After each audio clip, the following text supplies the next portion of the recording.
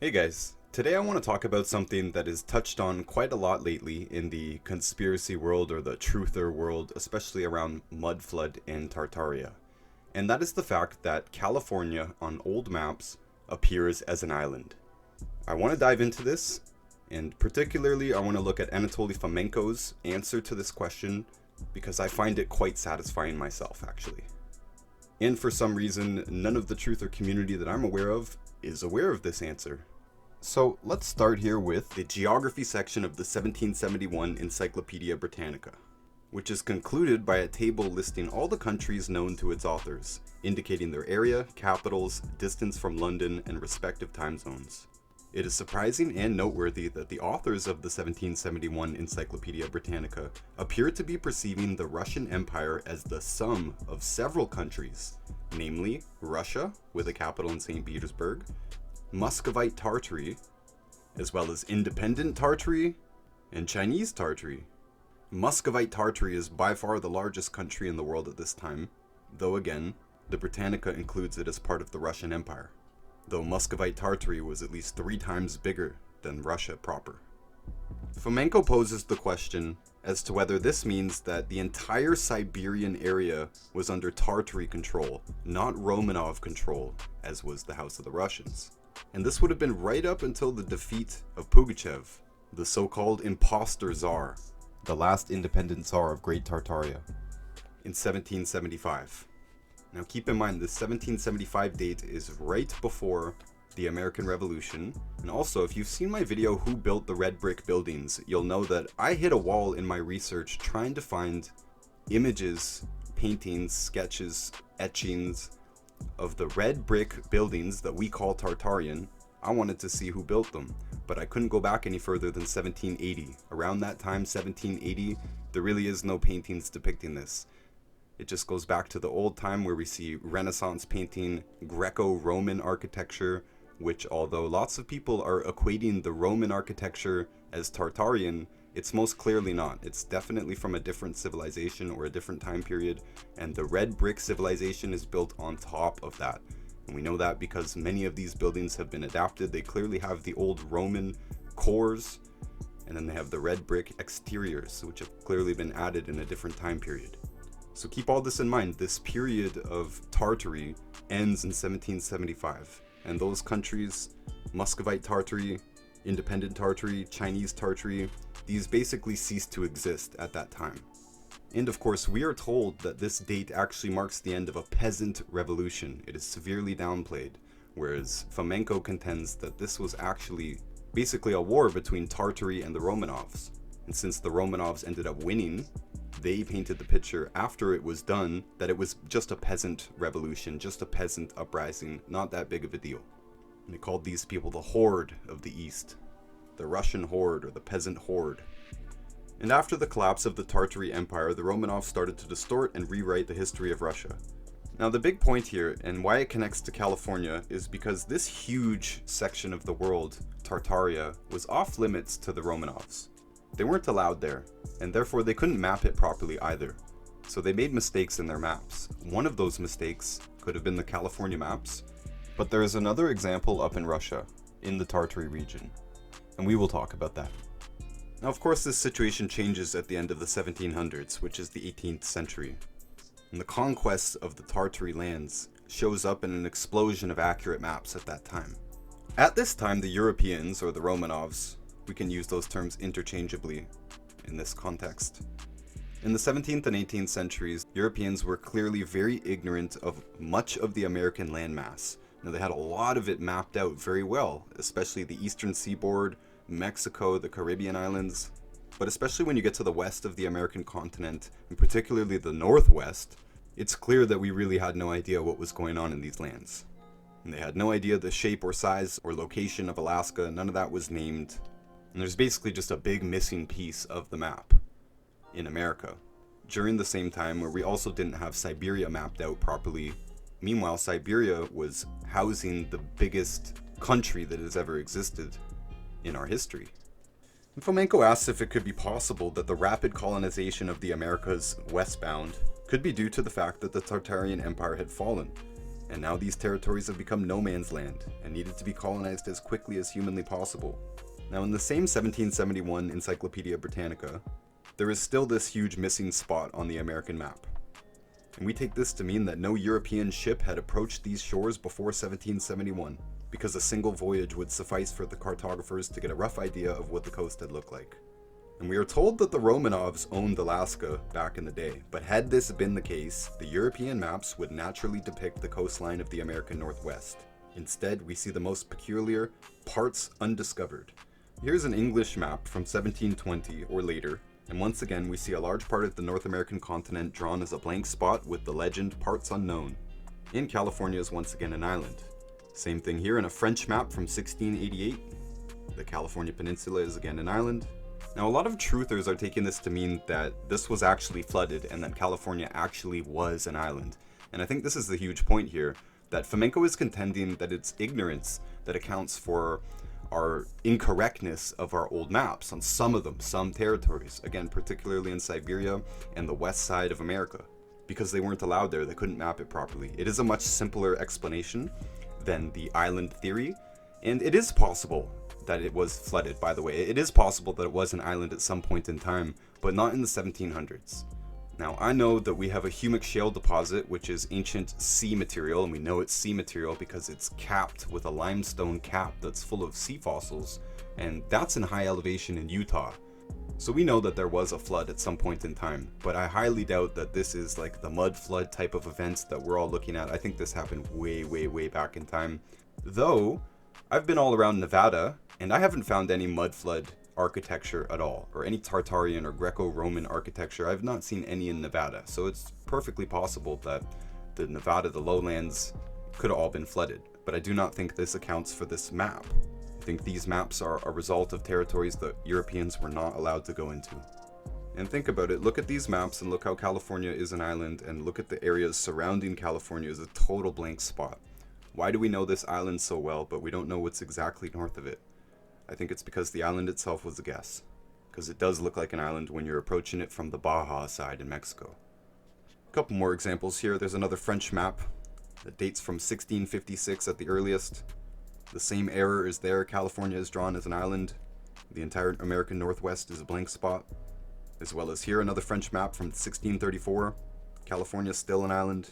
The American Northwest still blank. And it goes on and on. Fomenko makes the conclusion that the western part of the North American continent, before the war with the last independent Tsar of Muscovite Tartary, Pugachev, in 1773 to 1775, all of that had belonged to Tartary, and Europeans were not allowed there. Now, if you've been following some of my other videos, you might know that we connect the Mongolian Empire to Tartaria, basically saying it's another word for the same thing. It's part of the distortion of history as it ended up getting written. So the Mongols are also interchangeable with the Khans. Khan and Caliph and Tsar are all essentially the same thing, some form of great leader. And it is possible, in Fomenko's opinion, that California could literally be the land of the Caliph, the land of the Khan, and therefore off limits to enemies of Tartaria. And this Tartarian Empire would also have included Japan. And we must remember that the Europeans and Americans had only managed to force their entry to Japan at the end of the 19th century. And our maps of Japan were also inaccurate. Now here we're going to run into an anomaly, because if we go back further to the 15th or 16th centuries, we would assume that the cartographers of those days would be making the same mistakes that they were in the 17th and 18th centuries, that they were in the late 16th and 17th centuries. But that's not the case. Maps attributed to this era, like this one here dating from 1579, show North America drawn much more accurately than what we saw 100 years later. And California is a peninsula correctly instead of an island.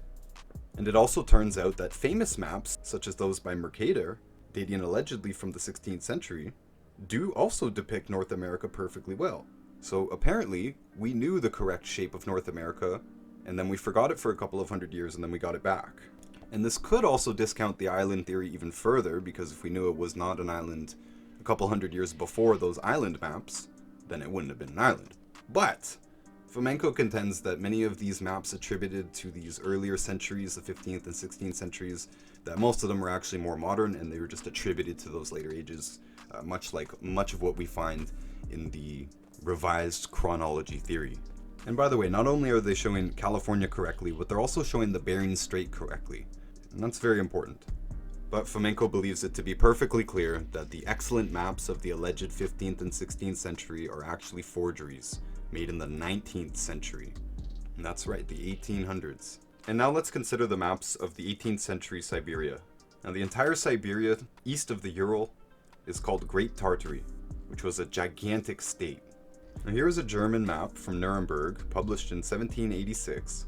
We see the name of Russia, Russland, curved in such a manner that it does not reach beyond the Ural Mountains, although it may well have been more straight, which would have been more natural if Siberia belonged to the Romanovs. However, Siberia is divided into two large states.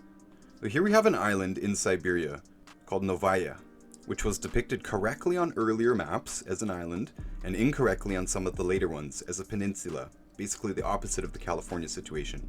When the Romanovs finally obtained access to Siberia, they got the opportunity of correcting the old geographical maps that they had inherited from the 14th to 16th century epoch of the Horde.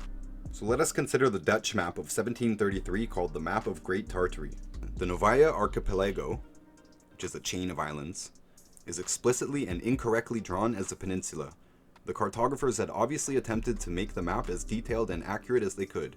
However, one can instantly see that their awareness of the Siberian geography, its coastline, etc., had been rather poor in 1733. This is easy enough to understand. The map was compiled before the war with Pugachev in 1773 to 1775. Again, the 1771 Encyclopedia Britannica had just as vague an idea of the Novaya geography. Now, since the Britannica map is quite small, it is impossible to know for sure whether the Novaya is drawn as an island or a peninsula, but it is clear that the authors had a very unclear concept of the region's real geography. And of course, this map in 1771 also predates the final war with Tartaria ending in 1775. Here's another map from 1730 showing the Novaya, again falsely drawn as a peninsula. And once again, the Mercator maps of this region, which supposedly predate those other 1700s maps, allegedly in 1640s when Mercator was mapping this area, and yet he depicts it accurately, which is another piece of evidence that those Mercator maps and other similar ones that are said to be older than the 16th century, older than the 17th century, they're probably not. They're probably more recent forgeries. This is the explanation for the strange trait in Scaligerian chronology that the older maps tend to be more accurate. So it's a much easier explanation to say that those are not actually older maps. And by the way, if you don't know what we're talking about with Scaligerian chronology, I do recommend two videos that I've made on this subject so far. Did Ancient Greece Exist? And then a summary of Fomenko's first book in this series, History, Fiction, or Science, which is also where this information comes from. It's just another book in that series. And anyways, Fomenko is saying here that cartographers did not forget what the world looked like. Our cartography did indeed evolve, and it is only by some fraud or forgery that we think that certain maps are older than they should be, and that's what scrambles the data around those supposedly old maps. So all we have to do is take those away, and then the timeline now makes sense again. Also, by the way, on this west part of America not being conquered, who do they tell us was here first? Mongoloid natives. They say they came across the Bering Strait, although they say it was thousands of years ago. What does Mongoloid mean? It means Mongolian, Asian, Khan, Tartary. These are all the same things. They're basically already telling us in our mainstream history that the Native Americans are Tartars, or Mongols. Anyways, guys, there is a lot more interesting things in this book, and I do recommend it. I recommend this entire series of Fomenko. I have only read these two so far, and I've got a few more to get through. I will be making more videos on the subject, so definitely subscribe and stay tuned for more of that on the revised chronology topic and Mudflood and Tartaria and all that. But for this video, I really just wanted to focus on the California thing and the fact that maps do not de-evolve and then evolve and then devolve again. You know, it's not as messy as we're being presented. It is very likely that our knowledge of cartography grew with time, and as we conquered new territories, I'm speaking of the European conquerors, the ones who won this war, the ones who are currently in charge, our current rulers. As those people conquered Tartaria, they gained more access to new lands, and their maps evolved as a consequence, and they just shuffled some of that back in time, and it complicated matters. That's it, and that's what this video was all about. I know there are a lot of people who really want to believe that the old maps showing California as an island are correct, but all you have to do is look at the rest of that map and you can see very clearly we did not know what the American Northwest looked like. We did not know what Alaska looked like. We did not know what the Bering Strait looked like. We did not know what Japan looked like. We did not know what Siberia or Tartaria actually looked like. So it doesn't make sense to assume that we knew that California was an island, clear cut, but we did not understand the lands directly adjacent to it. That doesn't make sense. The California island thing was a guess, just like the Novaya Peninsula was a guess, and they were both wrong. So that's about it for today, guys. Definitely get yourself a copy of this book.